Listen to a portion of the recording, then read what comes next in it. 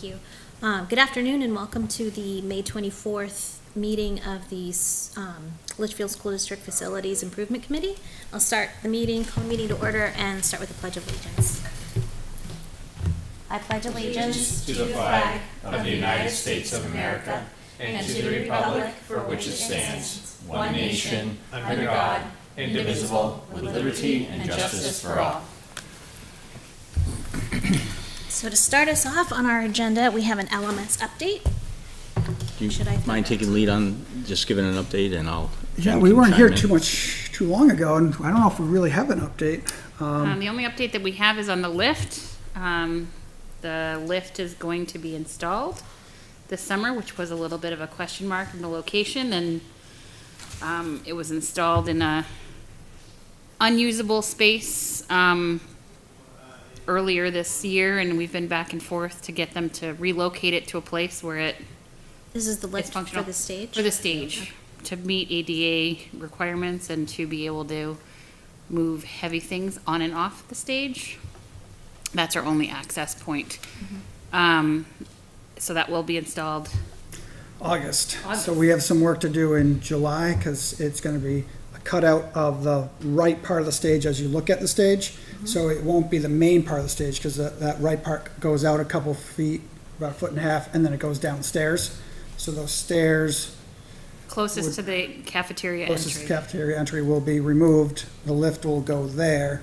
So we have to cut out that area in July, and then they'll come in August, and they'll disassemble it and then reassemble it with some different parts, because the tower where it hooks up is going from being on the left side to being on the right side.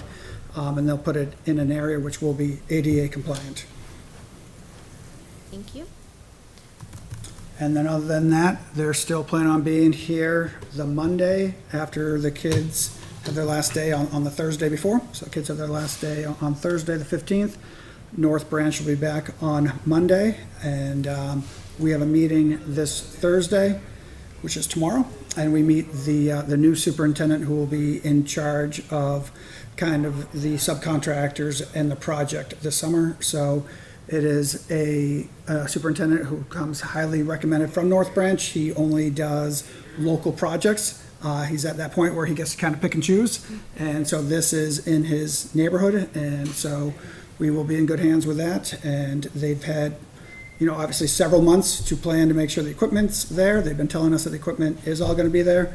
They've had several months to kind of plan to make sure that they can hit the ground running and then be done in more than enough time for the kids to come back. So by the time the kids come back, the outside storage boxes will be gone, the grounds will be leveled, and they would have had new seed put on them, lots of sprinklers going, grow as much grass as we can in the summer, but then also when they come into the school building, everything will be done, which I'm sure will be great for not only the kids, but the staff at the school and the administration at the school and anybody who walks into the school. It's going to be very nice to have a year without, it's like the year without a Santa Claus, but the year without a construction clause. That'll be great. We'll be excited and looking forward to that. Great. Sounds good. Doug, one other LMS update is that we had a visit from the state yesterday for a federal compliance audit. So remember that a good chunk of the funding for the project came out of ESSER funds and federal funds that we received. So they're out doing due diligence to make sure that the school district followed all the rules. And the woman had a ton of questions. We had to produce a bunch of documentation and so forth. But my sense is she was relatively pleased with what she was able to see. I know she hasn't issued a report to us yet, but I don't know if you have other thoughts to share from conversation with her. No, as I talked with her yesterday, she was definitely happy with the work that we've shown. There's a couple extra things that we need to get to her, which is typical. We kind of talked about it being boring in a way. If I took a class last year and it was all about ESSER money, and there's a lot of ESSER money, not only in New Hampshire, but obviously a lot more in the rest of the country. And some of the uses that towns are choosing wouldn't be my first choice, second choice, third choice at all, because they're going to end up in the paper for not using it the best way, where Litchfield chose just such a way that goes with the purpose of the funding, which is, majority of it went to ventilation. So how do we kind of help with, something COVID or COVID related in the future, or learning. The more our kids are healthy, the more our teachers are in school to be there to teach them, the better our students are going to do. So our chunk of change went to ventilation. We did carve out money for learning loss, and a lot of that went to summer programs. So, while a lot of other schools are pulling together, 20,000 here, 80,000 here, 50,000 there, which might be questionable, all our receipts were chunked, and therefore things that are very viable towards what the ESSER was meant for, which is great. And I think another comment was that North Branch did a really good job of documenting. So I know, there were questions about like Davis-Bacon wages and how does that get tracked and so forth. And again, on a preliminary view, it appears that all the documentation was exactly what's expected by the federal compliance. So, that doesn't mean that we aren't going to hear something else or some little question about something, but on the surface, this is why you hire a construction manager to oversee that, and you hire somebody who has experience with Davis-Bacon wages and knows exactly how to apply that. So, so that was another. Doug was sort of debriefing with me, and I was like relieved to hear some of that because, a federal auditor, it's like, what's this going to mean? And overall, it seemed to be a pretty decent day. So, Good. Look forward to. Will we receive a report on that? We will. So we have email communication today, and again, it was just yesterday, with some additional things that we have to send in, which again, that's very typical. There's not a lot. I told her our goal was to get almost 100% in. She said, well, you met your goal. So we have a couple more things that we have a couple weeks to get in. And then there'll be a final report 2 to 4 weeks after that, I think. and one of the pieces that we're struggling with is that we have to show ownership of the building. And that means you have to produce a document that shows you own it. We can produce a document saying we own the land, but finding a Really? piece of paper that They have says. deeds for buildings or something? No, so Titles or. Titles or, yeah. yeah. And so that's one of those like, I mean, we've been there for 40 years, we probably own it, but it's one of those. Squatters' rights or like, something? we have to show that, and so. Possession 9/10 of the law, no? The best I came up with yesterday, I'm like, Doug, call the bond bank and just find out, like, when did we pay off the bond, and did that lead to a letter that we no longer know how to access, but there's a letter on file that says, yeah, you paid off the loan for the building, because that's sort of proof of ownership, maybe, I don't know. So we're, Interesting. I mean, if that's what we have to come up with, we'll do it. Be awful if we found out we didn't own it after fixing it, but that's okay, we'll go down that road. Interesting. We're fine. We'll just squat there for another 40 years. Anything else on LMS? No? No? So definitely much more to come this summer. Right. It's been a nice, quiet spring. You've earned it. All right. I guess that brings us to GMS. Yep, so before Kyle is here and before he starts, I just want to give everybody an update of something that happened, and Dave Ross took these photos, but one of the challenges that we've had down at GMS are the birds getting into the building.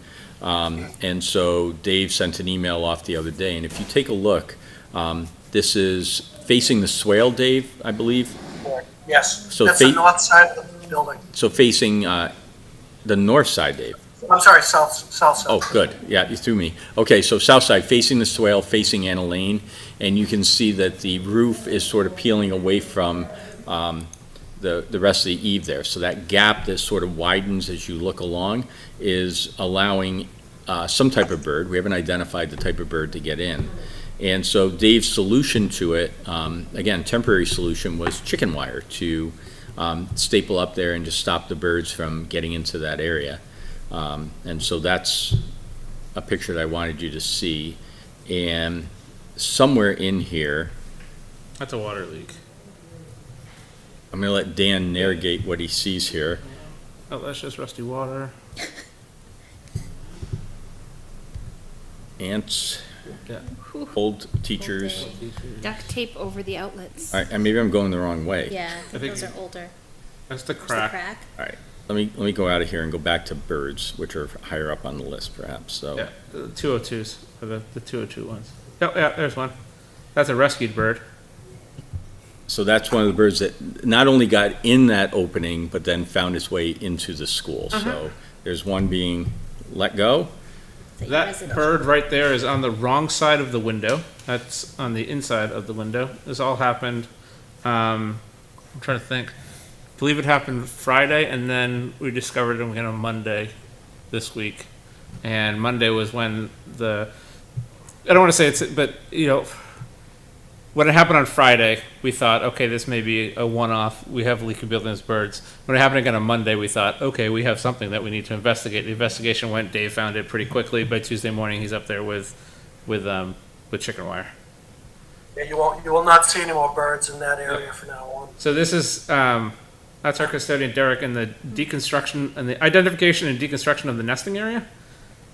So the windows are to the left behind Yeah. Derek. And funny enough, so But this that's is how far they're getting in. well, when this they- is a classroom away from where so if you can picture it, this is so where the break in the ceiling is. You go through a classroom, and then this is this has an exterior wall, just not the exterior wall. that Oh, is- so they traveled down a whole class? Yeah, they traveled down a classroom. Yeah, so this is actually, for people who know, this is Erin Beach's room. So they went through Janine Ankle's room, and then it kind of nested there. And that, as you can see, is a bird, and that, as you can see, is a classroom floor. He is staying on the left side of the line. Just for the record, it's that entire roof line. It's it's running the entire Yeah. hallway. Yeah, It's not rotted, it's not wet. I sunk some 6-inch screws to try and screw that back up, and they just came right back out. The wood up there, it's all wood rafters, if you will, and it's all like cork. It's so old, it's just disintegrated in my hand. A big piece of it fell out. I should bring it in for display. It's horrible. We've talked a little bit about getting some structural opinion on that, right? So when I hear the rafters are like cork, let's get an opinion on how sturdy that is. So we want to look into that and make sure safety-wise that we're not dealing with something. But this is literally unfolded over the last, 5 days. another bird picture, Yep, that's baby the- bird, Yep. I think it's the same bird that she rescued just earlier on. at there. Yeah. What's this one? That's what birds leave. If you Oh. look, On the you can desk. see specks on the wood. And to be honest with you, I can't tell because they sent it to me together. That may actually be mouse droppings as opposed to bird droppings. Thursday morning, adult bird flying around the classroom, but it has a sunny welcome in there. It does, so- but as you can see, there's so much going on in the picture, but if you look in the upper right-hand corner, the way the lighting looks, I said it looks like a crow. I don't think it was a crow, but it looks like, Smaller, though. yeah, It's a raven. Are you sure that's not a paper cutout of a that bird? is not a paper cutout. Kind of looks like it I've in seen that video. picture. I'm sure. Another- That's at the end of the bird pictures, because I think I'm that sure, is just. speaking of distracting to the working and learning environment, I'm sure birds in the classroom isn't disruptive to So, first grade at all. I'm glad we were able to resolve most of these before children, like this was what, talk about like it was loss of planning and preparation time because this consumed the morning for those teachers. They came in around 7:30, they hear the rumbling. There was some distraction because for most of the day on Monday, first off, Derek was going in there with a ladder when the kids weren't there, but when the kids weren't there, you could, let's say, hear curious sounds above the suspended ceiling. So, that's just life at GMS. So more pictures for the problems at GMS file, the GMS deficiency file, and just painting more of the picture of what GMS is doing on a daily basis to keep teaching and learning going ahead. And to draw a connection for anyone who may not be aware of the building but has been paying attention, this is the section of the building that Kyle has referred to as demo. This is non-renovatable or whatever, this is the, Yeah, in any scenario, that should come down. Yeah. I'd be curious to see those joists if they're rotting the way they are. That if it's clean and dry, the wood should last forever. I've worked on schools that are 150 years old and the wood's fine. So I'm guessing that there's some sort of environmental condition that's causing that wood. Hey, Kyle. So what I noticed was it's just the bottom of the joist. I didn't say it was the entire joist or the entire rafter. Just when I shot that screw in from underneath where the eave is, it just disintegrated. So it might be just a small section of it. Yeah, We've had we've had the same problem on the west side. We had the entire row rebuilt. It just needed to be reframed and replywooded. It's just maintenance, pretty much. If you look at the soffit, when we walked back there, the soffit is actually pitched towards the building, which is a really odd design. And so what I'm guessing is that it does get wet, the water gets in there, rots the beam, but then it dries out. Yeah. So yeah, it's a poor design right from the get-go. Well, and also that section of the building too, where it's so tight. If you ever walked it, it feels like a tropical rainforest in the right thing. Yeah. So there's no sunlight to dry or anything like that. So Yeah. water that there is just kind of, Oh, we see collects the there. moss on the brick, and you know, Yeah. you can see stains all over the place. So interesting. So we'll keep the committee updated, and we'll do a little more exploration of what we have going on there, again, from a structural angle to make sure that it's safe for folks. So in the room, we've got Kyle, Jen, Jess Savona, Tina Harrison, Dan, me, and Doug. And then online, we've got Brian, Dave Ely, and Dave Ross, and Jen also, but Jen's here, so she's Just 'cause not. I can't She's see in the both screen. places. I can't see the Screen's screen behind her, my that's head. why. But I'm going to turn this over, if you're okay, to Kyle to walk us through the next part of the GMS discussion and work that's been done since the last meeting. Cool. So we met, what was it, 2 weeks ago, and went through the plans. I had talked about some of the challenges for the different options, and I spelled out 4 additional options that we looked at. So for tonight, I'm consolidating that down. I'm not going to do a recap of 2 weeks ago. I'm going to get right into the pros and cons for the options. And I've also narrowed it down from the 9 options that we had started with down to just 2. The option number 5, which is the new elementary school and the new site, what was chosen last year, and option 6, which is what the school board had asked us to look at, which is consolidation of Griffin and the middle school and moving 7th and 8th to the high school. What I don't have is exact costs for the different options, but I can talk in generalities about where they rank, which one's more expensive and why. I think the why is really, really important. More important to that, though, is the educational quality. What I'm realizing is that we could make any option less expensive if we just dumb down the education quality. We can make the new school a lot smaller, and it wouldn't function as well, but it'd be a lot less money. Or the consolidation could be a lot larger and be a better quality education. So at what point, where do you draw the line? And what I've been trying to do all along is to keep all these comparisons as fair as possible, but I've kind of hit a little bit of a snag in that it's very difficult for these 2 options to compare them fairly in terms of the educational value without actually doing a design and seeing how it works out. So again, I'll talk about it, but in more generalities, but hopefully there's enough information. And just so you know, and you can ask Mike and his team, that there's a lot more information behind this, that this isn't the sum total of what we've been working on. There's a lot of data that goes into it to get to this point. So anyways, I got some handouts, and these are the pros and cons for each option, and then a description of what the timeline would be and an overall description of the costs. And more talking points that we can get into a dialogue over rather than hard facts. So let's start with option 5. This is a little bit of a recap, but what I think is interesting is that a year ago, the one big negative for option number 5 was the fact that we didn't have a piece of property. And since then, there's a purchase and sale on the property. We have a piece of property, and that property has actually added some positives to option number 5. So to go through that list, the pros first starts off with a brand new building could be designed to the most efficient energy strategies. So, to go along with what's been happening at like LMS, the new elementary school could be done at an even more robust level because we're not dealing with existing buildings that we'd have to be working around.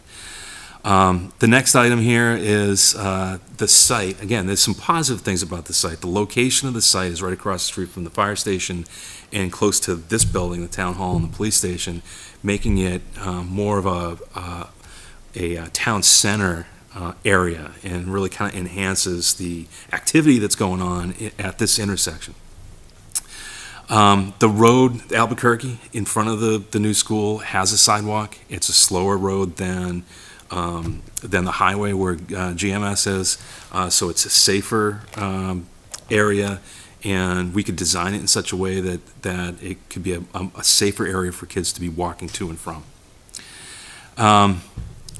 The new facility, being brand new, we can design it to exactly what the current educational models are. Without the restriction of having to work around existing spaces, it means that the new facility could be done exactly the way that we would want it. It's much more difficult when you've got a renovation to be able to do that. One key issue is the fact that a new building would happen on a new site, and you wouldn't even see it from the existing schools. So there would be zero disruption to education, which I'm sure that the school principals would appreciate. So the one downside, the one con that I can think of, and if other people have opinions or other items to add to this list, go ahead, but really the downside is the cost, and that's what's been talked about a lot in the community, not just in the school department, and that's something that we're trying to deal with. But one of the things I want to point out is that the biggest influence on the increase in costs for this project over the last 2 years has been inflation, and that every year, if not month, adds a lot of money to the project. And so if we're looking to save money on the project, one of the key issues that would be helpful is time, to be able to make the decisions quickly so that we can get into the work of actually designing it, because every year adds literally millions of dollars. Going to option 6, and that's kind of with. Before does anybody have something they think we missed on that? Yeah. That Kyle missed? Not necessarily missed, but I think, the second bullet where you mentioned that it's conveniently located for being like a town center. Yeah. I think also looking at the fact that safety and emergency Yes. response time is gonna be a lot better being that close to fire and police. Well, that's what I was also going to add in the pros on that one, is thinking about the structure of the building, to be able to design it, and your design that you have on the new site really has those security features of the lock lobby, and being able to have that, the things that are important to all of us in the day and age of Alice drills, and the day and age of all of these safety things, which are unfortunately real life concerns for teachers, students, and families. You're able to address them in a new building construction Easier. much easier. So again, that comes down to, trying to make both options equal in terms of educational value. Of course, we'd want to do that with an existing building, but it's just that much tougher. So, good points, very good points. Anything else? I can think of one con, and it's a limited one. Yeah. But it is going to have a limited impact on the abutting neighborhoods. Right now, GMS doesn't have any neighborhood impact because there's nothing around it. It's just a couple houses across the street. The new one would be fairly close to a pretty saturated neighborhood. So for that limited, I just think, much like the old one that was close to, and that played an impact in the eventual vote, I think we just need to recognize that there would be a neighborhood impact. Yep. Okay. I would add that to a pro though as well, because they've got a neighborhood impact that would add a playground, would add a. Yep, field, absolutely. and Yeah. there's- I mean, yes. I just wanted to say it out loud, whether we put it in pro or con or both, I just think. Yeah, because my gut reaction is an elementary school is a good neighbor. Yeah. In the sense that Rather they're than not having developing parties it. on weekends. Yep. By the way, I now have a playground that I don't have to maintain. My kids can go over and use, so there's a lot of pluses to Yep. having a school in your backyard. I agree with that. Yeah, that'll be a little, kind of a tricky one to actually put in the list, because it does end up on both sides. It Yeah, depends on I just wanted to, your viewpoint. Yeah. Keep that in mind when we talk about option 6, how it impacts the neighborhood. Yeah. So option 6 then. First pro, consolidation could result in operations and maintenance savings. And just a reminder for anybody watching at home, option 6 is consolidating to 2 schools. So we would add 7 and 12 to Campbell High School, and we would make the Litchfield Middle School a PK to 6 facility. So we would have just 2 locations, and we would have to add on to both of those. Thanks, Mike. Yeah, I should have pointed that out. Thanks. So I want to talk a little bit about consolidation for a second, in that I think it's somewhat of a subjective opinion. There is no definitive, this is the best size school to have. There's no government agency that's defined this. The state doesn't talk much about it. The State Department of Education does identify a small school as being a school under, an elementary school being under 250 students. Attached, the last page in what I handed out is an executive summary of a study that was done on school size. In addition to that, I've got 2 other studies. I'd email it to Mike and his team, but I didn't make multiple copies of these, but I can hand these around as well. You guys want to take a look at it? What I find interesting about the one that I included is that this person, it's a very well-researched study, and I found probably a dozen similar studies to this. You can go online and find studies that support anything that you want. You'll find a study that supports larger schools, you'll find studies that support smaller schools, but by and large, the predominant opinion out there is that small schools are actually better than large schools. And when we talk about small, again, the state defines it as 250 students. This report says the optimum size for an elementary school is between 300 and 400 students. My opinion from designing elementary schools is that the sweet spot in New Hampshire is about 450. And the simple explanation or simple example of that, I find, is the cafeteria. You've got a cafeteria that's supporting a school. You generally want to keep it to about 3, maybe 4 lunches. You don't want to go much beyond that, because then the kids are eating at 10 o'clock in the morning and until 2 o'clock in the afternoon. So keeping it to 3 lunches is optimum. And also the size of the cafeteria, you don't want to put more than 150 students in the cafeteria. If you've got 200 plus elementary school kids eating lunch at the same time, No, thanks. check your sanity at the door. Even middle school kids, 200 Even middle school. middle school kids in a cafeteria is a lot. So if you limit it to 150 times 3 lunches, there's 450 students. So in my mind, that's the sweet spot. And it's not just the cafeteria, it's the gymnasium. You get a lot of kids, you've got a lot more need for teaching stations in the gym, you've got more special ed, you get more offices. One of the other reports talks about rural schools and how even a small school, ultra small schools, can be done efficiently. It's all about really working with the staff and figuring out those ways to make it efficient. I'm currently working with a school that's 68 students, and they don't want to close the school. Even though it would be more efficient to close it and move the kids elsewhere, they have pride in their community, and they feel that the teachers, they've got a working or teaching principle, that kind of stuff, that makes it actually fairly efficient in terms of staffing. I've designed additions to several others that are under 200 students apiece, and they all feel the same way, that they don't feel that it's inefficient at that size, and that's what that second report talks about, is that you can make smaller schools more efficient, and when you look at the benefits of the small schools, it starts to make some sense to not over-consolidate. A lot of the consolidation that's been pushed by the state and throughout the country is already baked into the size of these buildings. Griffin was, how many classrooms? 4 classrooms when it first was built, and that was probably more than just 4 grades. But now it's 20 classrooms in just an elementary school. So you've already got a lot of consolidation that's happened in the town.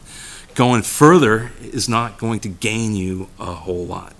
So that's why I'm saying could result, not saying it does result in operations and maintenance savings. So, any discussion about school size? Is people, I'm curious. I'm concerned that when this gets out more into the public and people outside the school district, that there might be challenges to that, saying, "Oh, it's a no-brainer that consolidation is going to save you a lot of money," and I think the studies kind of prove that otherwise. I think it's the studies, and it's also the continued studies of kids and what they need. So kids need to Yeah. feel a belonging when they're at schools in order to feel comfortable, in order to learn, as well as to make progress emotionally, as Yep. well as not to come in negative spots. So if you get too large, they don't feel like they belong. They feel like they're just a number in a set of kids that are numbers, because wherever they go, there's lots of kids type of thing. So, and I think, that the school does best when it resembles the town. You talked about it's a town school, and I think that's why it's been great bringing in your firm, because the layout of the school on the new property, if you look at how it was designed, it looks like it's just in Litchfield too. So, people right. move to Litchfield probably because it's a smaller town. Therefore, kind of having their kids in a smaller school could make a lot of sense. But I think it's, again, a lot of it goes back to that sense of belonging for kids. So I wanted to piggyback on what Doug is saying and talking about all of these plans. What you're doing here isn't new to this arrangement, if I recall correctly, and I know I'm new to the district, so I could be completely missing something. But I thought we had a whole bunch of community forums last Yes. fall to talk about what our community wanted and needed. And there were opportunities at all of those widely publicized community forums to come out and express wants and needs. And this option didn't come up at any of those. And I think the other piece to talk about that consolidation, talking about developmental needs and developmentally appropriate needs, and you haven't gotten into the cons yet, but that educational model of the middle school is so important in the educational pattern and structure that if you skip that, although there are schools that do it, it's a very different structure than Yes. what we are currently practicing. Well, I think I said a few minutes ago is that, beyond the cost, we should keep the educational value at the forefront of these discussions. And tying into what Doug was saying, there's two more points I'd like to make in that. As you said, a large school, kids can start to feel lost. It particularly hits the special ed kids the worst. When you've got a kid feeling like they're just part of, a number in a big crowd, they start to become isolated. Also, there's less opportunities for them. You'd think that with a bigger school, there's more things going on, more opportunities, but the fact is, if they're, playing sports, there's more competition for limited slots on a team. That's more of a high school level problem, but it could happen in various different ways in this school. One other thing is that when you get up to over that 400 student size, we would want to start to think about really designing the school as if it were two schools. We talked a little bit about some examples. There's the Millbrook and Broken Ground School in Concord, New Hampshire. It's actually about a mile away from my house. Broken Ground is where my kids went to school. And when they did that addition, it's really one building, but they call it two schools. And so that school is about 800 students. It's 400 in each side, but it's really one building. But to get parents to agree to it and to get the community supporting it, they called it two different schools. And I think that's something you would have to consider here if you're designing something over 400 or 500 students, is to really design two schools, put them 0 feet apart from each other. But now where's your savings and consolidation? You're having two cafeterias, you're having potentially two gymnasiums and all the things that you thought you were going to be saving. So anyways, it's a potential pro on this item, but I wanted to put reality to it, that it's not as I think most people would simply hear consolidation and think, oh, great, big savings. But when you think it through, it doesn't net everything that you're expecting. Moving on, the next positive here would be that it makes full use of the facilities at Campbell High School. So I did a fairly in-depth look at the curriculum, and what I discovered there, and we talked about 2 weeks ago, is that the classroom space is actually fairly well utilized at Campbell. It's the core facilities that aren't as well utilized. And so if you move 7th and 8th up there, you'd have to build new classrooms, but maybe you could reuse or share art, music, gym, cafeteria, library, all those spaces. However, again, maybe the consolidation doesn't net as much as we think, because there's probably going to be a request, and kind of goes back to the public perception of this, that they would want the 7th and 8th graders separated from the high schoolers. How do you do that in one building? You've got the cafeteria. How do you split that in half and have the To students? effectively utilize, there'd have to be mingling, basically. There would have to be, either there would be mingling, or the cost of the project would increase dramatically because You're doubling, yeah. we'd double the And, space. and at that point, you've also not addressed the pro of addressing underutilized, if you're, Right, so. right.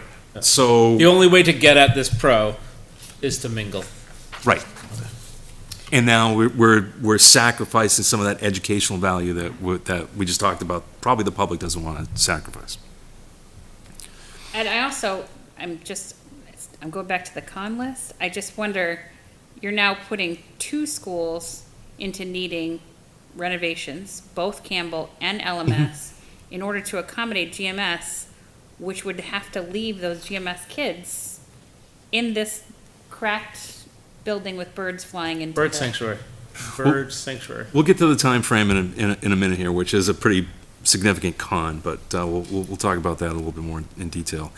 I guess the last pro, and it comes down to cost, is if we are able to utilize, say, the gymnasiums. So instead of building a new gymnasium, we're simply combining the schools and able to only have 2 operational gymnasiums.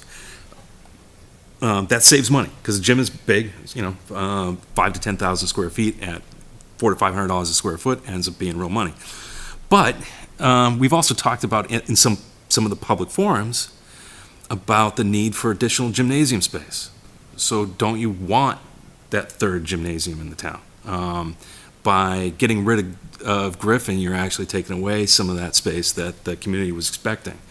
We were going to design it at the middle school size, so that way the middle school could use it for games and/or practices. Now you wouldn't even have that, so you're short space by not rebuilding Griffin. So it's pro, but at the same time, all of these end up being, have a caveat to it. On the con side, you can see that it's a little bit longer. Again, an elementary school of 700 students is generally accepted as too large. The next one, some of the expected savings may not fully be realized due to the elementary school being oversized and the impact of construction on 2 sites, which is your point. You're building on 2 sites now, so you've got overhead for having construction happening in 2 locations instead of just 1. I think if you read those reports, they do talk about when you get up over a certain size, there's diminishing returns on that consolidation because, all right, you only have 1 principal because you don't have 2 schools, you have 1. But you might need 2 assistant principals instead of 1. So you actually might end up adding staff rather than reducing staff. Another area is if you have 2 cafeterias, because you don't want 225 students in a single room at a single time, you end up with double the amount of kitchen staff. And so some of that expected savings starts to dwindle. We talked about 2 weeks ago the constraints on the site for LMS. It's very significant, and that there's pretty much one area, and that's out the front of the building, that we'd be able to put an addition, and it makes the design less efficient. And so again, your savings and consolidation starts to dwindle because we're forced to actually create a bigger addition in order to solve some of the problems that are created by where we're putting it. Here's one of the ones that I was thinking on the way down here that I don't know if people realize what you get, but once you do, you kind of have a aha moment that the existing Griffin school was designed as a junior high, correct? No, it just built up from elementary, and then as the kids get older, so it started Yeah. as a primary, and then it went to K to 8. Right, and so a portion of it was designed for Preschool's in a science lab right now. Yeah. Yeah. Preschool's in the science lab right now. Yeah, it says science where I'm doing. When you renovate LMS into an elementary school, we'd probably end up putting preschool in the science room because that's the big enough room to put the preschool in. And so after a large and expensive addition and renovations, you end up with another Griffin. You'd have the same problems that we have at Griffin, putting spaces in functionally obsolete spaces. Unless you retrofitted, and then you're just adding cost to it to. But, yeah, and so it's back to that conundrum that I was having, that if we're trying to save costs by consolidation, we've got to limit the amount of renovation. So just what you were saying about the high school, if you want to save money, you have to mingle the kids. If you want to save the educational value, you have to spend money. Yeah. Same thing here. If you don't spend enough money to fix all that stuff, you end up with another Griffin. If you spend enough money to fix all that stuff, it's not saving you money. And I think just adding another con to that, and I don't see it on the list, just renovated LMS. You're gonna be going through and cutting out walls that were just replaced and moving windows that were just replaced, and money that has been Yes. spent to upgrade and use the ESSER funds and use the funds of the community to get LMS to a workable, breathable, functionable space. New kitchen, new cafeteria, all of those things would be almost obsolete 6 hours after we finish them. Exactly. Yeah, that should be on this list. I mean, it's one of those things that was on my mind the entire time, but, it sometimes it helps to hear it hear it said out loud. You could have an ROI of 1.5 years. Yeah.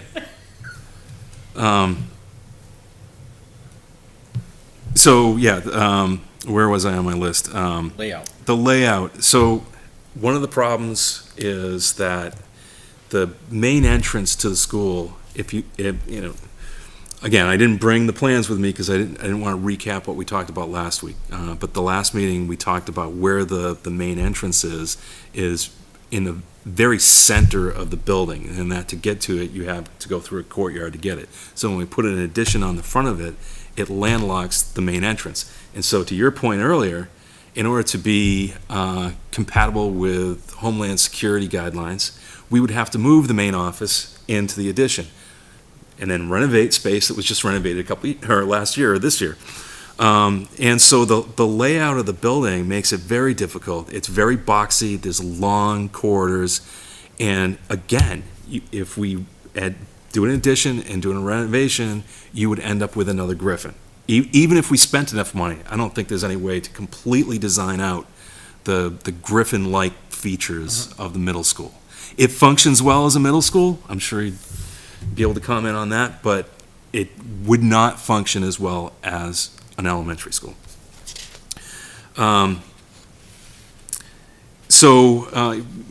We talked earlier about a new school on a new site might be a pro or might be a con versus the neighborhood, but I think definitely at the middle school, you could say that it would be a con.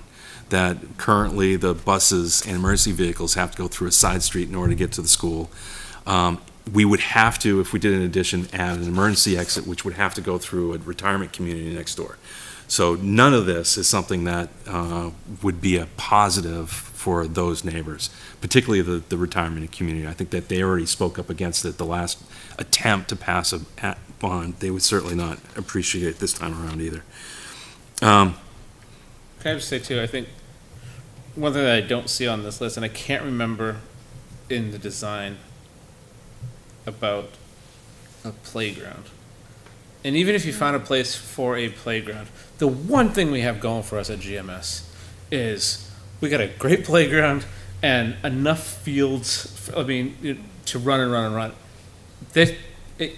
Even if we put a playground, it's gonna be a step down.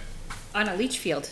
But we have a playground, we have a blacktop, we're working towards, the kids actually have a great recess experience. I know it freezes in the winter and some things are off limits, but in terms of square footage, we got one of the best playgrounds that I know of. Just because the fields and the blacktop and the playground, it would be a huge step down. No, that's, Even if we put a playground somewhere on that site, it's not going to be close to what we have. no, now. I think that's a really valid point that, I didn't touch on it, that the playground, where would it go? There's a wetland right next to the building, there's steep slopes right next to the building, it would have to be further away from the building. The soccer ball would be gone. Yeah. Sorry, and buddy. That one's dead. And we talked about it before, that if you put the elementary school there, that there'd be no place for an additional ball field. It'd have to be used for parking. Any extra space we Exactly. have, there would have to be parking. That's that the would other lose thing I it. don't see on the con list Yeah. is parking. Because if you're taking up with where the proposed addition would take up in front of the gym space and some of the parking lot. You Potentially. could use the rotary to nowhere. And you would have a bus loop that goes nowhere. So you'd have to redesign where the bus loop goes. You'd have a parent drop-off line that is now got to be modified. We have days where our current parent drop-off with just 4 grades goes all the way out to Pinecrest in Right. inclement weather. So if you're adding more grade levels, Dark you're going to humor. be backing up that drop-off line even further. Yeah, I assume that in any of these scenarios that we would build adequate parking, no matter what, and so it just comes down to cost. But what I hadn't thought about is what you just mentioned, that the car queuing, when you're going from 400 students to 700 students on the same site, you're gonna have, And if there's any That crew much where more. it's more parent drop-off, then Yeah. elementary is parent drop-off. By Yeah. that point, they're like, you're going on the bus. yeah, But then you have the additional teachers and staff who so you're pretty much, fill the parking lots. even if we provide enough parking, you're doubling the car queuing. and doubling the car parking. So I am working on another, Or 2/3. You're taking the staff of GMS and the staff of LMS in half. Yeah. And so you need what LMS has plus 50% just for staff parking. so And the same thing for car queue, but it's more than plus 50% because I think you probably have more elementary drop-offs, car drop-offs than you do middle school. yeah, so I just did the study on a different school. A school down in the Monadnock region we're designing it to 500 students, 550, so a little bit beyond what I'd hoped to do, but it made some sense for them.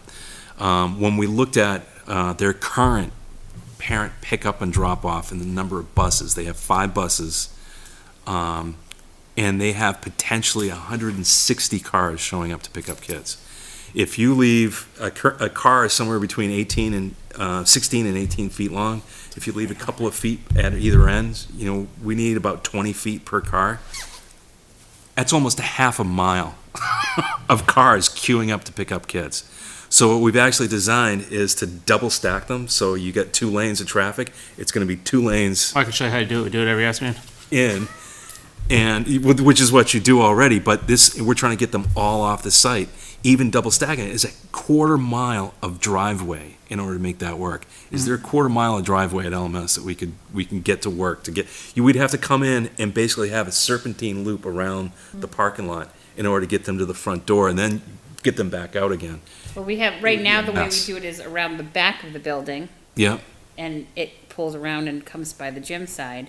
But with the addition going where it's going, Right. that would be our bus loop, which now wouldn't be a bus loop anymore. So Right. where would our bus loop go? I mean, there's a lot of That's what we did at my school in Bedford. ponderings. For parent drop-off, Yeah. it was a serpentine through the staff parking lot. Yeah. You came in and you went, Yeah, but that was also chaotic, because I can remember trying to get into a meeting or out Yeah. of a meeting, Yeah. and the serpentine loop blocked anybody trying to come or go. yeah, exactly. So, yeah. You didn't So want to go get- on that part of River Road. Yeah, teachers wanting to leave, they go out to the parking lot, you get cars going through. Yeah. And so you really want to get those cars on a driveway, and that's a quarter mile of driveway for a small lot like that would be difficult. well, and to manage it, expensive. you had all those wooden posts and fences running through the parking lot, which just created, it was like. There was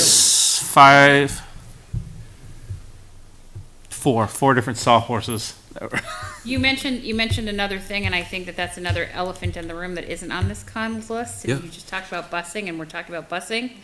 We currently have 5th through 12th grade on a bus together, which can offer some challenges at times. We would be putting kindergartners on the bus with 6th graders. Right. That's, Between 7 and 12. Yeah, we'd Yeah. probably stay with dual busing, but it would shift from a 6-12 model to, it would be a 7-12 model then, right? Right. But it would be the PK to 6 model. And I think the reason that 612 works is because so many high school students don't take the bus as well. So with them driving or going in with their friends, where if you did a pre-K through 6, could be a lot of kids on the bus. It would just be K to 6. Pre-K doesn't Yeah, have busing. pre-K. yeah. Okay, K to 6. It would just be K But to still, 6. I think that is why it works with the combined middle high school, is there are maybe 10 high schoolers per bus route. I and think we it would would have not be that way. if we A go lot to- more buses required. I don't than think you what could do we it in 9 currently runs. have in order to fulfill that need. Right, if you're taking a look at how many 5th and 6th graders we have that ride the bus, how many K Yeah, to 4. like we get away with it now because of that, Where the that split 5 through falls. 12 is the lower, but now you're taking The most heavy ridership populous. and blending it with heavy ridership. Yep. Good point. So, we talked about the separation at the high school, but what I'm hearing here too is that there's maybe some separation that we lose when we consolidate the elementary school as well. Ball fields at the high school, we talked about, play fields at the elementary school, but I think it was Brian Bork that brought it up 2 weeks ago, that the ball fields at the high school are pretty well utilized, correct? Yep. Yes. Yes, they're full. So where would the 7th and 8th graders play? What fields would they use? Would they have to transport back to Griffin? Craft difference, sawmill, So LMS, whatever we're calling it. I think that it's safe to say that Litchfield School. And Dara. Dara. they could walk over to Dara.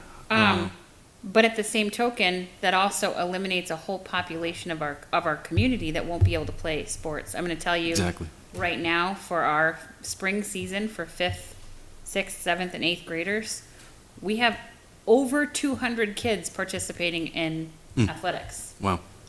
Between lacrosse, boys and girls, Yeah. baseball, softball, track. You would now be cutting out 50% of those kids would not have access to the team sports that they currently have. Well- School team sports. And I keep going back to what you said about the listening sessions, and that we had heard at the listening sessions that the fields were important, and we didn't want to lose fields, and that was one of the reasons why the new elementary school with a new field, and allowing the middle school to have a field. If we develop that area where the elementary school was going to go, you can end up netting 2 additional fields, whereas if you consolidate, you basically lose that. And then last, but certainly not least, is the disruption factor. And that, I can talk about a little bit more under the time constraints, that with option 5 on the next page,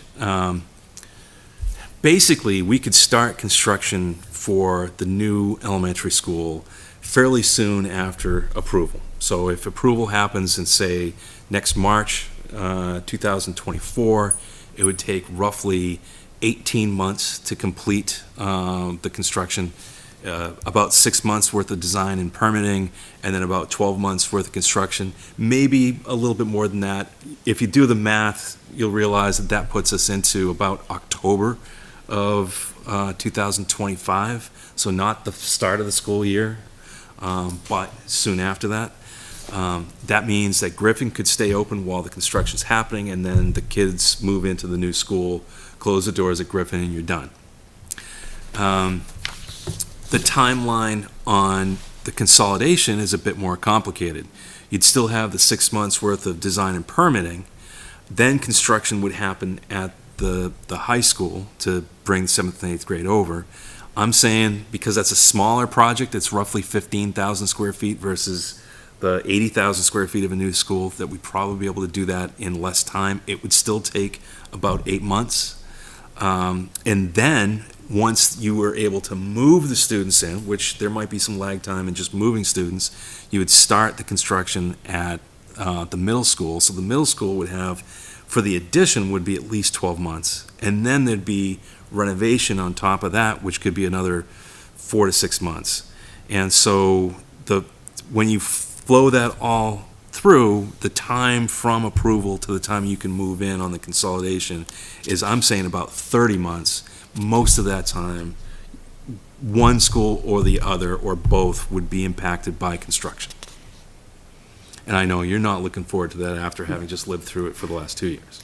Well, I think that I hate to bring the pandemic into the picture, but I'm gonna bring the pandemic into the picture and say, we keep talking about these kids haven't had a normal year since the pandemic. Right. And now we're saying it's another at least 2.5 years or more of not normal. Right. Right. And how do we close learning gaps, and how do we help our students achieve academically if we're disrupting the learning environment for another 30 months? It's a good point. Being an architect, I'm just looking at the building and the costs and whatnot. I but, worry about the kids. You worry about the kids, and that's the most important part of our discussion. And I think as we look at the kids too, you look at the staff as well, they haven't had normal for a while Right. either, with what they've had to do during COVID was a lot. And then to come back and then to kind of work with the students who came back with less skills is a lot.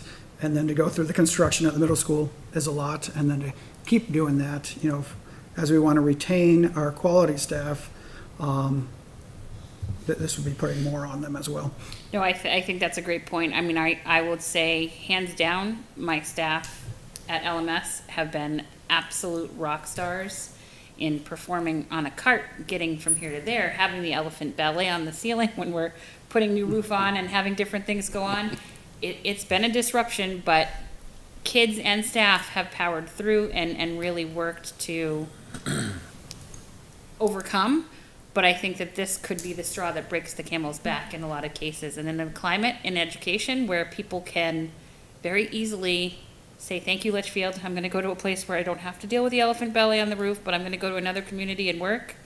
I worry immensely that could be a possibility with that disruption to another 2.5 years. Well, so I'll get into the cost for a few minutes. The cost of construction for the new school is entirely based on the size of it times the cost per square foot. The cost per square foot has been a moving target for the last 2 or 3 years. We know that from 2020 to 2022 was over a 40% increase in cost. There's been another almost 15% increase approximately since then. It's still going up, but the rate it's going up has been coming down. So another year from now, I predict it might go up another 5%. That's certainly better than 15% or certainly 20% from previous years. But it's a moving target. I can't tell you what the cost per square foot is because it's changing almost daily.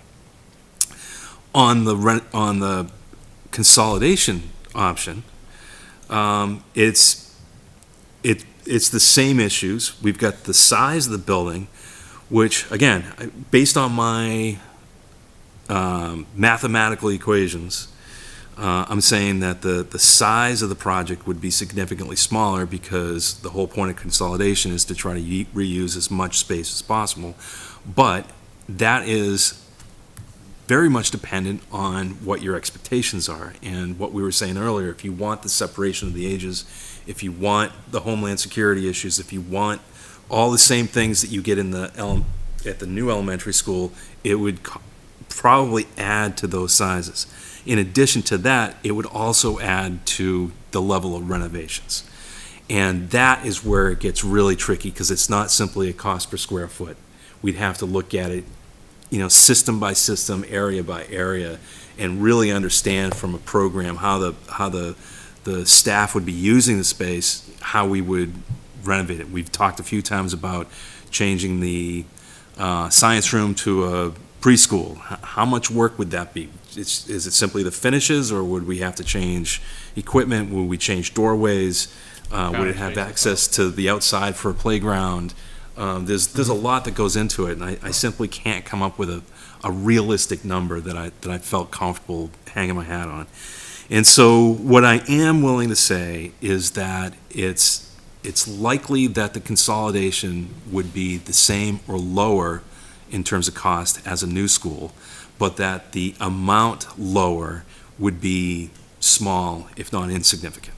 It gets to the point where is it worth going consolidation if it's 10% lower capital cost? Is that would be the question I would have to you folks. And in my mind, it's not, because it all comes back to the educational value. So my recommendation is, first of all, for the school board and everybody else in the town to consider the educational value first, to look at all the facts that we've listed down to make a good decision. But my recommendation would be to favor option 5, the new elementary school, because it provides everything that you need. It does not disrupt the middle school or the high school. And in my mind is cost effective overall, that it's the right size building to be efficient, and really is a plus when it comes down to the location and the community aspects of it. Can I ask a question? Sure. So would the funds that are available as part of what's the grant? State aid. Yes, state aid, would we be able to access them with option 6? I think, Mike, you're a bit better able to answer that, right? So what the state has said to us is that the state aid was to solve problems at Griffin. So we got points awarded to fix the parking, to fix the traffic, to fix life safety, et cetera. And they don't really care how we do it. So we'll get the state aid if we can point back to say, here's the deficiency, and this is how we fixed it. So it's not tied to the solution that we had come up with earlier, it's just tied to solving it. So that's just important to know going forward. But we have to make sure in the end, we can't decide later, the piece of land that we had in mind didn't work out, so we decided to build right on the highway.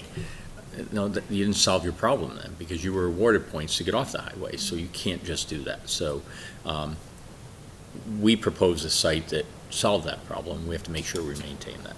I'm just looking at the weather's gone. Right now. What's really I went to the interesting, bathroom, came back, and it was dark.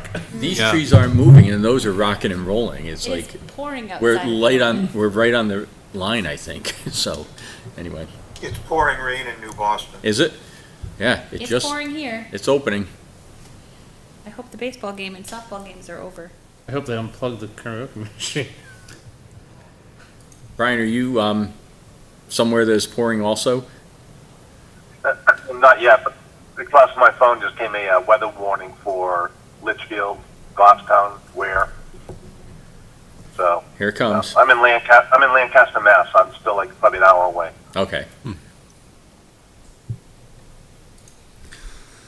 So I'm definitely a numbers person, and I think, if I was a town person, I'd probably want to see the cost between the two, but I almost appreciate that you didn't put the cost between the two, because it would have been assuming things to factor into the cost for option 6, which, if it's you assuming, it's not the town people assuming it. They're not then having the call as far as like, how much do I want my 7th and 8th graders to mingle with the high school kids? Right. They're not having the call as far as like, what, pre-K through 6 should really look like and feel like type of thing. So even though I would want to see the cost, like no offense to you, but it's a town school. So if we're at all leaning towards number 6 or thinking about number 6, it's like, we need to get a lot of information from the town, because that's really going to be the only way that we're going to be able to come up with a true cost to compare. An apples to apples comparison. I agree with that too. I mean, a lot of it sounds like, and what you just said about building aid, if we solve the problems that we have with Griffin, then we're eligible for that building aid. But it sounds like, with a lot of the cons in our list and kind of the things that we've kind of kind of shot out there as, but what about parking and what about this? And, if we're not able to solve those problems, if we're not able to, have. Tick those boxes. Right, exactly. If we're not able to tick those boxes, we could lose out on the building aid. I think the other thing, I just want to, the numbers at a new site are fairly solid. Like, we know the cost of new construction, we know the cost of doing site work. There's not a lot of guesswork that's gone into it. Kyle's an experienced architect who's done a lot of projects, so those numbers I think you feel pretty confident about. Versus, even this conversation today, so the parking thing, and now I'm thinking, how would you reconfigure that, And so I fear that assigning a number to 6 becomes a creeping number when you really start to put the time and energy into it. And so, if we lowball it and then we end up having cost overruns, people are gonna be angry at us. So, the question really becomes how far down that road do we wanna go to get an accurate number? I would basically have to design option 6 and then compare it to the design that we already have for option 5 to come up with a real cost. So I think you both kind of hit exactly what I was trying to say, as far as I'm not capable at this point to be able to tell you what you need in terms of the cost. But I think there's also, with option 5, there's one discussion. Do we want to do this or do we not want to do this? With option 6, there needs to be a discussion about philosophy. Is this a philosophy that we can get behind? Then there's a design. Can this even be designed? Right. And then beyond design, there's a viability. Is this even viable or possible? And then you get to, okay, how much would that all cost? Like, so there's, as you just pointed out, we know option 5. We can do it. It aligns with the philosophy that I want to say agree with, only because it maintains the philosophy that we have in town currently. So people are behind that philosophy. But I think there's, 4 more conversations that we have to have. Yes. And with each one of those conversations, as Kyle pointed out, every month is another increase in inflation. Well, I want to bring it back to the building aid for a second. Building aid at some point. There is a Cash out. risk that goes along with all this. And that is, you pretty much have one shot at this point in time, that you were approved in the upcoming biennium for $7 million, basically. And so your first chance was this past March. Your next chance is going to be next March, and that's the final chance to pass it. If it doesn't pass, you're off the list and you don't get the $7 million. So if, as Dan was just pointing out, just to get to a point of having the 2 costs takes a few steps, that takes time. That's going to leave you less time to be able to sell the project to the voters. It's more important right now to be able to build a consensus on one option and to be able to get the word out to the voters to be able to have a successful vote in March. It seems like a long ways away. It's not. And so if there's all that time in ruminating between option 5 and option 6, it doesn't matter which one you choose. And I think, Mike, you had kind of alluded to the fact that maybe that is the strategy, just to keep talking about it forever and not build something. But, that is the risk if this conversation continues about which one to go forward. Can I also talk about the elephant in the room? That you are a wonderful person, but you also are not free to take a look at all of these I was options. going to say the same thing. And if you are continuing to go down that rabbit hole of investigating 900 different options, because we're diverting the attention from the option that we believe is best educationally and for our community, that's another cost associated that is literally just going, whew, there's money floating right out the window. No offense, but that is especially if we don't believe in it philosophically. correct. If it's not a philosophy that we can get behind, or we determine with all these cons, I don't think this is viable, Yeah. then it's, You gave me a great idea. If we Work can for free. continue this forever, I'll get paid, and there's no liability, because I can't. A school that doesn't get built doesn't fall down. But the school that is built is falling down, and that's correct. And the reason we don't have a new elementary school is because this is what happened. It was year after year after Right. year of study this, consider that, take a look at another option, that resulted in a stalemate. And frankly, the last architect that the town of Litchfield had on a school project quit and left and said, I'm done. I can't study this anymore. I want to build a school. I want to get to a solution here. Won't even return our phone calls. And I'm just going to say that out loud, like, glad we have Kyle, But let's not burn this bridge also, because he's done tremendous work in putting this together for us. And I know that that's always a question of where does the money come from to make all of these things happen? As you're going down the studies and looking at more and diving into the design and what it looks like and how much it's gonna cost, that's all adding more money to the cost of anything that we're doing. I'm going to suggest, so looking at timeline, because I think the other thing is if we back plan off March, that we really are looking at a sweet spot by the end of June of, frankly, the school board needs to hear Yeah. and make a decision. You need to give us our marching orders, or else we're going to lose another year on this, right? So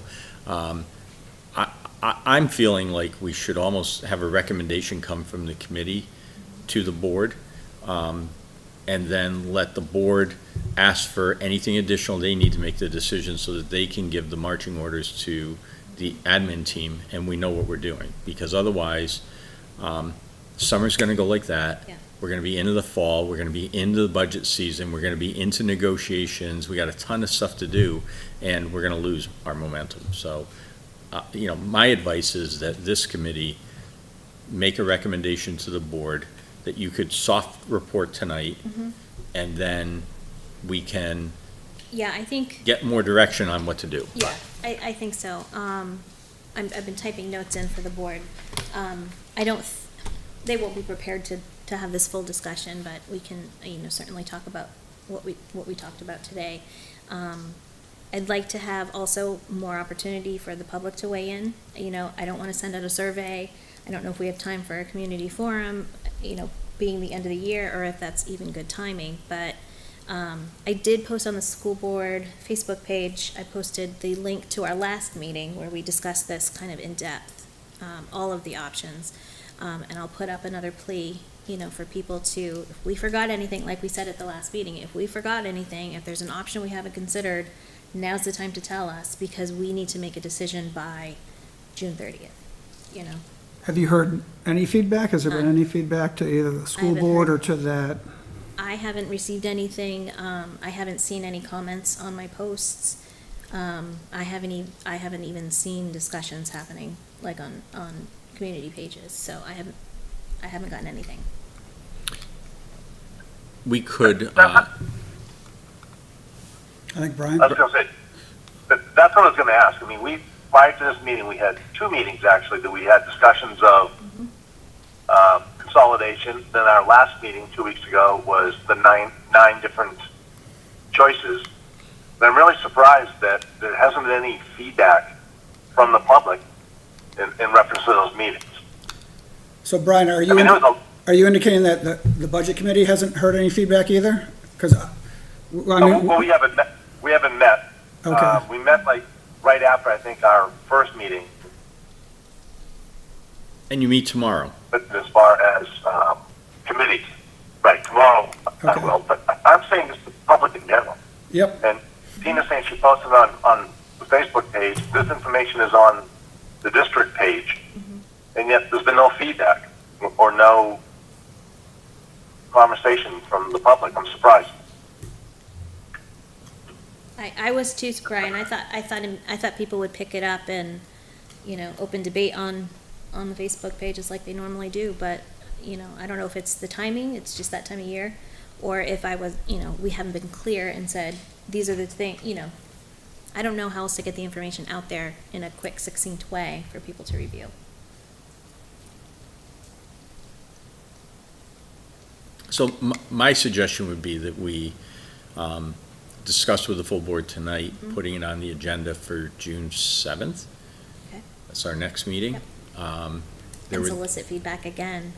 now it's on the school board agenda. Right. We could do a presentation, just in terms of the work that we've done. We've got some research, and, we'll get this on our Reimagining GMS site.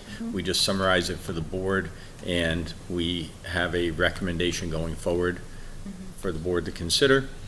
If they wanted to, if the will of the board was to take another 2 weeks to leave it out there and to take a vote on, I'm doing my mental math here not well, the 23rd, I think that ends up being, then Yeah, I wouldn't be opposed to that. I mean, I know it's stretching it out a little bit more, but I want to make sure we get this right. I want to make sure that, and plus, we don't have the full committee here tonight. And so, I think I know where all of us sit, whether or not we all get a vote. But I think it's a discussion with the school board too. I want to make sure they all have time to weigh in and make good consideration and get feedback from the community. Well, from this committee, it would just be a recommendation. I mean, as far as what the committee itself recommends, it's still up to the school board and it's up to the public as far as, Yeah. when they go to the vote in March. Yeah. But I would think that you'd want the recommendation one way or the other from this committee soon, Yeah. probably before your next school board meeting. Right.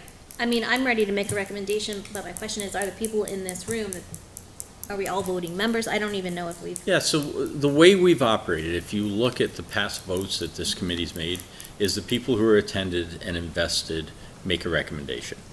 The recommendations have largely been unanimous. There haven't been deviations, but if there was a deviation, I would expect that you would report like, okay, all the administrators felt this way, Right. but the community members had a different opinion, and that would be shared with the board, who are the elected reps who make the decision. I mean, we're just advisory, so Right. I think everybody can vote except maybe Kyle. He might have a vested interest in this, so, the rest of us should have a vote on it, and then we bring that forward to the board, and if the board says that anybody disagree, you would explain, somebody would have an opportunity to explain. Tina, you mentioned the whole committee is not there. Who's not Kevin alive Lynch. or on? So Kevin Lynch from the select board is not here. Jess Sabona left. I think we could have guessed where Jess is, but we shouldn't do that. Jake Hess is not here. Jake Hess has not come. Actually, I'm not sure he's made any of the facilities meetings, but No, but this would have an impact on his it school as certainly would well. have an impact on the high school. Again, we could probably guess, but probably ought not to do that, Right, so. right. So right now you have the majority of the committee there, correct? Yep. All right, Can I make a motion to approve option 5? I'll second it. We have a motion on the table to approve option to recommend option So I don't- 5 to the school board. So I don't have option 5 in front of me. Is that the new New- school on the new property, Option 5 is new school, new site. as was proposed when we were looking at the land, P through 4? PK to 4. Yeah. All right, so we have a motion and a second. All in favor of recommending option 5 to the school board, say aye. Are we doing voice You'll have vote? to do a roll call. Oh, yeah, roll call vote, because we have remote members. I'll start on the screen. Dave? Yes, aye. I'm sorry, Dave Ely. I think we'd probably I skip think- Dave Ely too. Yeah, Sorry, Dave, we'd Dave's probably our- skip you as well. Yeah, he's our hired He's a rep. hired guy, Yeah. all right, Make that's sure what I it's, thought. to Brian? make sure it's done right. And Dave's gonna vote twice. Yeah. Vote aye. You're an aye? Okay, Jen? Yes. Aye. Mike?